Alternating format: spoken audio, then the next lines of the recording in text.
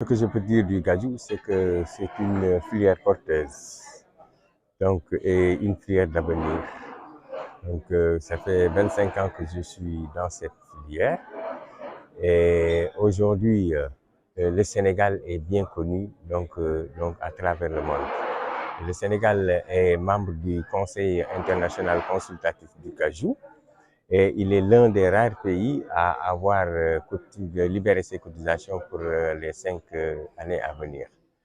Le Sénégal aussi a mis en place par décret présidentiel le Conseil national consultatif du cajou. Et le Sénégal aussi est membre de l'Alliance africaine du cajou. Aujourd'hui, c'est une filière, comme j'ai dit tantôt, porteuse, une filière d'avenir qui crée beaucoup d'emplois au niveau donc de la zone sud, de la zone centre et de la zone des Niayes. Et aujourd'hui, ce qu'il nous faut, aujourd'hui, ce qu'il nous faut par rapport à cette filière, donc un appui donc de l'État du Sénégal, un appui donc en encadrant les producteurs donc à faire face aujourd'hui au réchauffement climatique que nous vivons. Parce que vous n'êtes pas aujourd'hui, ce qui se passe avec la filière dans le monde, c'est qu'il y a une diminution presque de la moitié de la production cette année. Donc vous allez en Inde, c'est la même situation. Vous allez en Côte d'Ivoire, c'est la même situation. En Tanzanie, c'est la même situation. Donc la production est diminuée de moitié. On ne peut même pas donc aujourd'hui satisfaire donc les contrats que nous avons. De même que les producteurs aujourd'hui rencontrent une très grande difficulté. Donc ils vont même, il y a certains producteurs de certaines zones donc qui sont même en train de traverser une famine actuellement.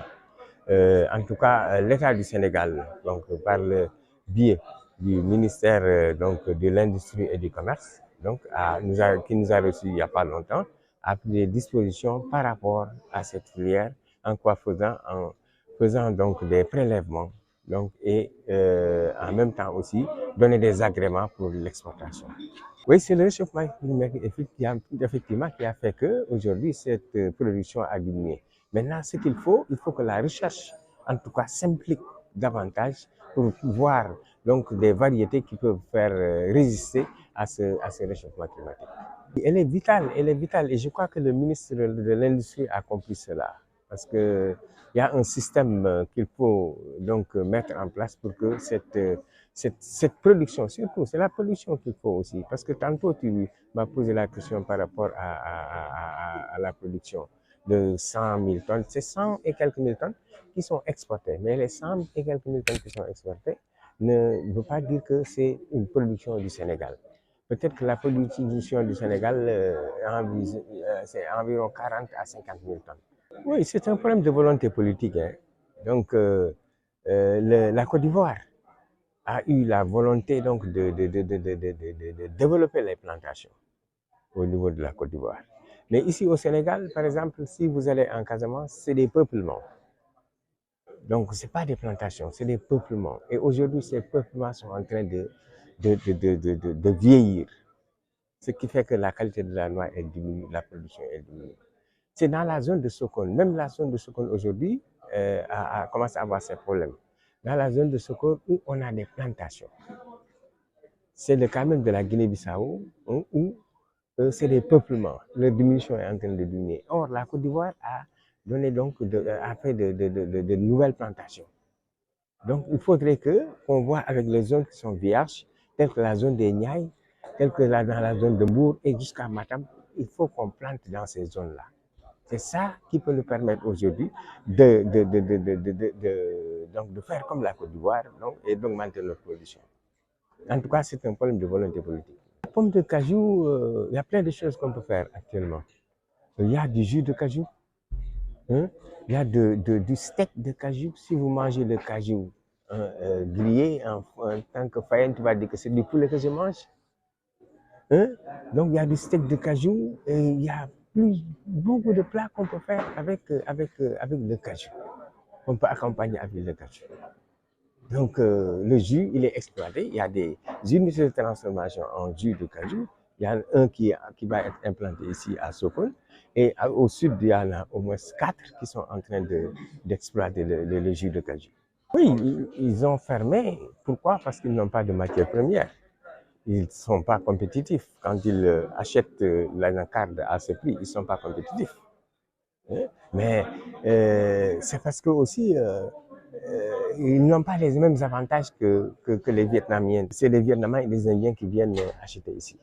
Donc, ils n'ont pas. Le Sénégal, par exemple, si moi, en tant qu'industriel, j'ai un besoin de 1000 tonnes donc, à exporter, j'ai un besoin de 1000 tonnes à exporter aujourd'hui, il me faut immobiliser, dans les 3 mois, il me faut immobiliser cet argent, par exemple 800 millions, pour pouvoir acheter toute la production annuelle. Or, l'industriel vietnamien ou indien, il a plusieurs marchés d'approvisionnement. Il a la possibilité d'acheter à Tanzanie à 200 francs, hein, au Kenya à 300 francs, hein, au Bénin à 600 francs, etc., etc., etc. Et de faire une préparation. Or, moi, si j'ai besoin en tant qu'industriel sénégalais, il me faut immobiliser cette somme. Ça, c'est un. Deuxièmement, le taux le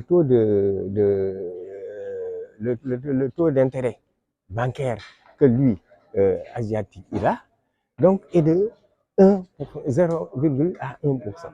Or, moi, je suis à entre 8 et 18%. Hein?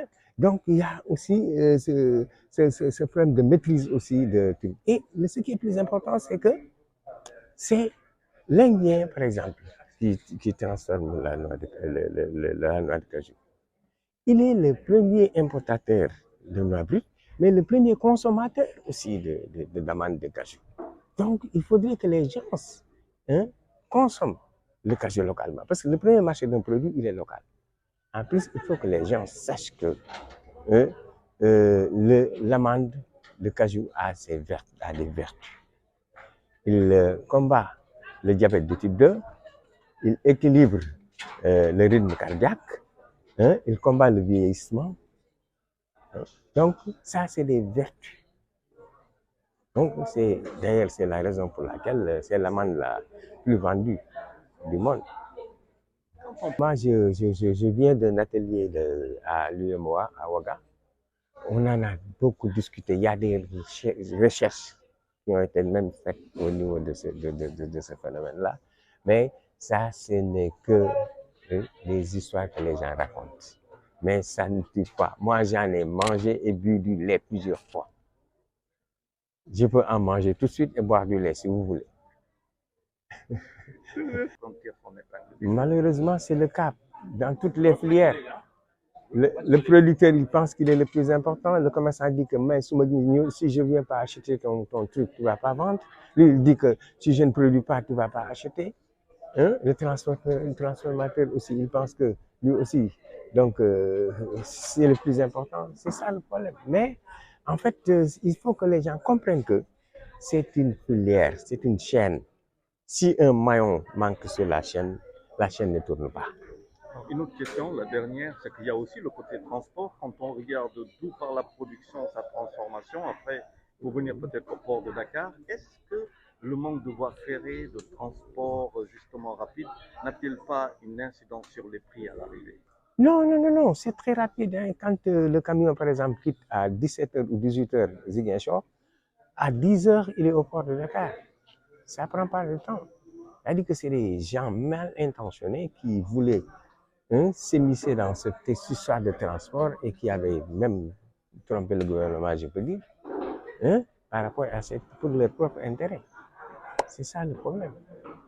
Je vous remercie, monsieur. Et c'est moi qui vous remercie.